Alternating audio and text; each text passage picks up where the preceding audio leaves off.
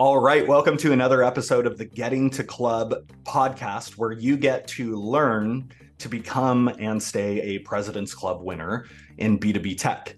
And today I'm going to teach you a simple technique that helps you accelerate the process of building trust with your buyers so that you can ask some of the pain-oriented questions, the kind of questions that reveal deal closing business pain that I talk so much about, faster.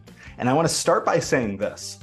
I personally have an unfair advantage that most salespeople do not have.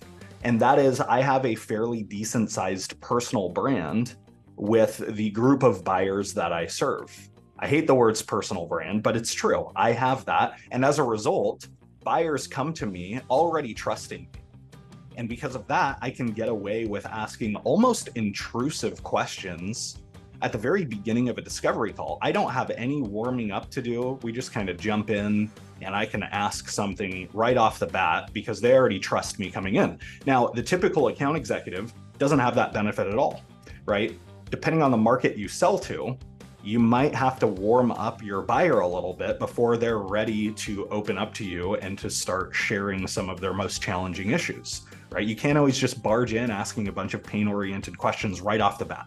So if that's you, right, if you sell to a market that needs some trust building and warming up before you can ask these questions, here's what to do.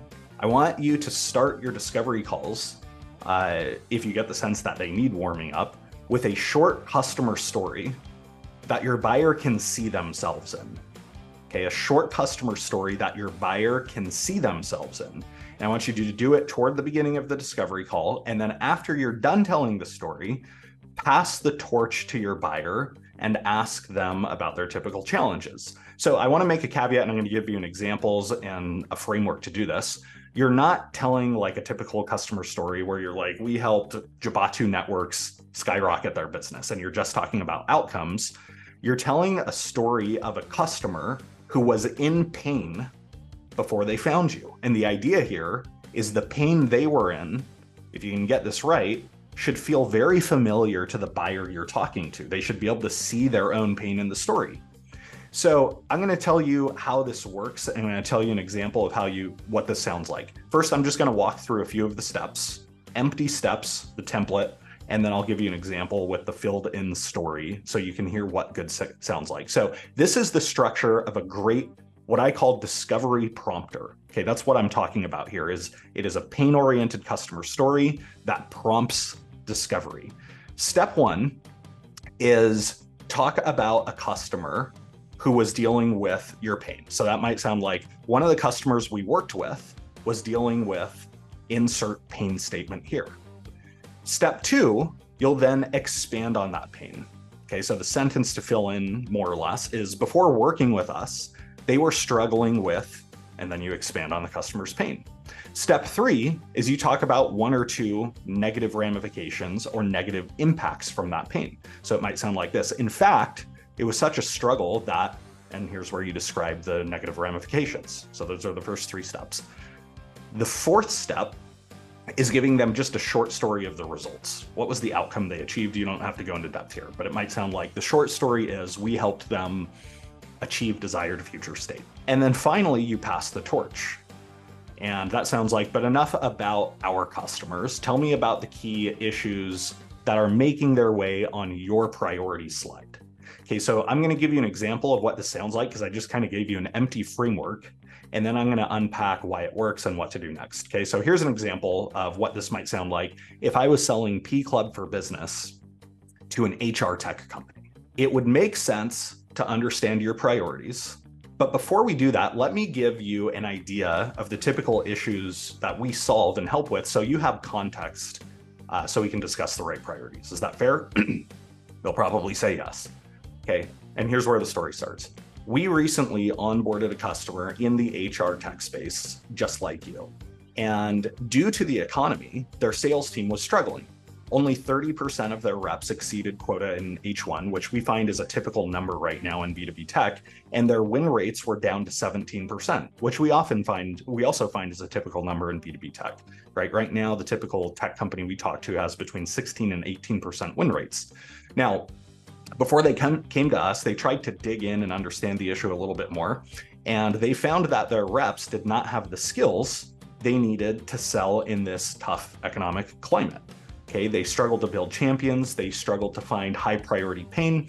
They struggled to write compelling business cases, access power, you name it. They didn't have to do any of that 18 months ago when the economy was good. It was like shooting fish in the barrel. And now the economy turns upside down. They don't have any of the skills that they need. So when we first met with the VP of sales, she talked about how their exec team agreed that they needed to solve this because it was influencing their customer acquisition costs negatively and too much, right? CAC was going up because their reps weren't closing deals enough. Now, I'm going to cut to the chase a little bit here. The short story is we helped them build the very precise set of skills that they needed to sell through this economy. And while they still have work to do, last quarter, they saw a lot of success. They increased the number of reps meeting or exceeding quota to 52%. And remember, it was around 30% before we started working with them. Enough about our customers and some of the issues they're facing. Talk to me about what issues you're facing and what's on your priority slide. Okay, so ideally you add a little bit of interactivity to that story so you're not talking at them for 2 minutes straight. But here's the point of this. That story, what I just told, if I'm selling to a B2B tech company who sells to other tech companies, meaning they are affected by the economy, they see themselves in that situation. I know my ideal customer profile enough to know that they're going to be like, damn, that is exactly what we're facing. And let me tell you what's going on. In fact, even though I often get trust from buyers really fast because of my personal brand, I still tell stories like this because it triggers such rich discovery conversations. Now, what I want you to do is go use this yourself, go craft your own story and give it a try. Now, you only have to use this when you feel like your buyer needs to be warmed up. And I'm going to give you a little bit of a warning here. It's going to take you some time to get the story right. If all you do is just fill in the story structure, right, those 5 steps with words, and you expect it to work, it's going to fail, right? This point of this is your buyer needs to see themselves in the story that you're telling for this to be really effective. Or at least they have to be familiar with the pain or resonate with the pain to some extent. And if you do, and you end it with, anyway, enough about our customers, talk to me about what's on your priority slide. If you did this right, and it felt like you almost read a page from their journal or diary, buyers will automatically trust you because you have articulated the problem they're facing better than they can themselves. They can see themselves in it. They will often respond by being very open about the pain and challenges they have.